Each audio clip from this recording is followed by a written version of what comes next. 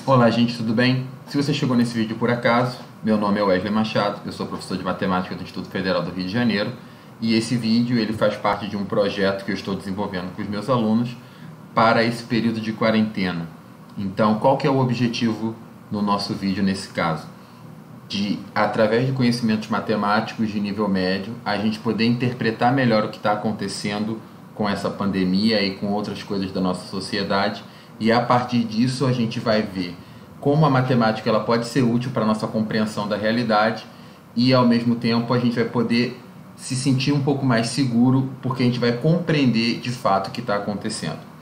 Então, esse gráfico aí ao fundo que vocês estão vendo, ele é o gráfico tirado de um excelente artigo que eu vou deixar o link para ele, tem tradução em português aqui no post. E eu vou usar esse gráfico para fazer um vídeo curto para a gente poder entender melhor o que está acontecendo. Por quê? Porque eu falo aqui do Rio de Janeiro e aqui no caso a gente está basicamente no que seria chamado de lockdown, que é quando tudo para, só funcionam os serviços essenciais. E se você for olhar, hoje eu estou gravando esse vídeo aqui no dia 25 de março. Hoje foram compilados 2.554 casos de Covid-19 no Brasil. Ontem, dia 24 de março, foram 2.271, ou seja, de ontem para hoje a gente teve um ganho de 283 casos, isso no Brasil. E o que é importante? Está rolando muita discussão na internet de como se esse número de casos fosse pouco.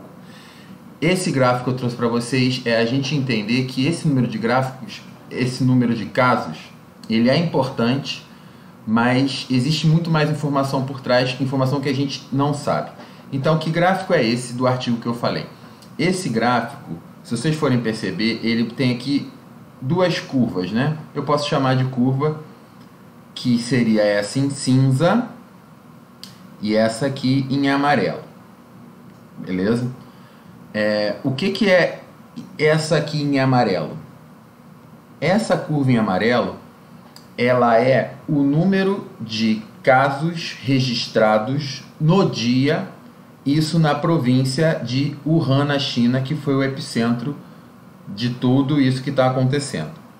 Então, aqui, por exemplo, né, se você for olhar aqui no dia 23 de janeiro, foi quando Wuhan entrou em lockdown, foi quando a cidade parou totalmente. Nesse dia, eles tiveram em torno de 400 casos novos.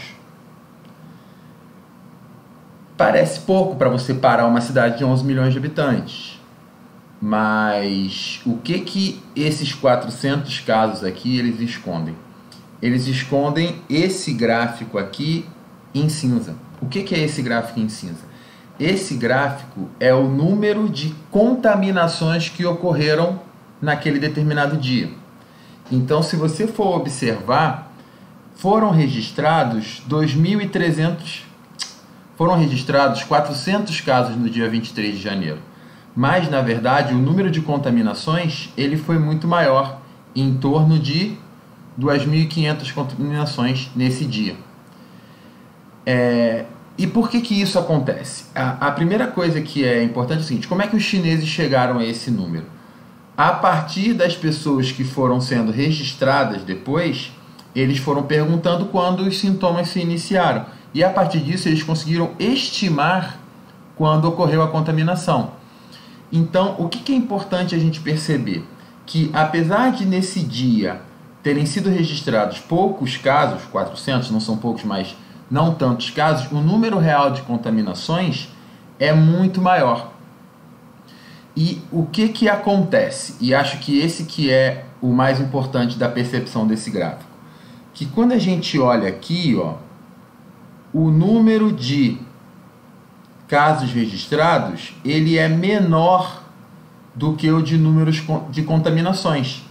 Só que esse panorama, em algum momento, ele muda. E aí o número de casos registrados, ele se torna maior que o número de contaminações. E por que isso acontece? Isso acontece por quê? Porque quando você faz o shutdown na cidade, quando você impõe a quarentena para as pessoas, o número de contaminações ele tende a diminuir. Então você pode observar aqui, ó, no dia 23 de janeiro foi quando a cidade fechou.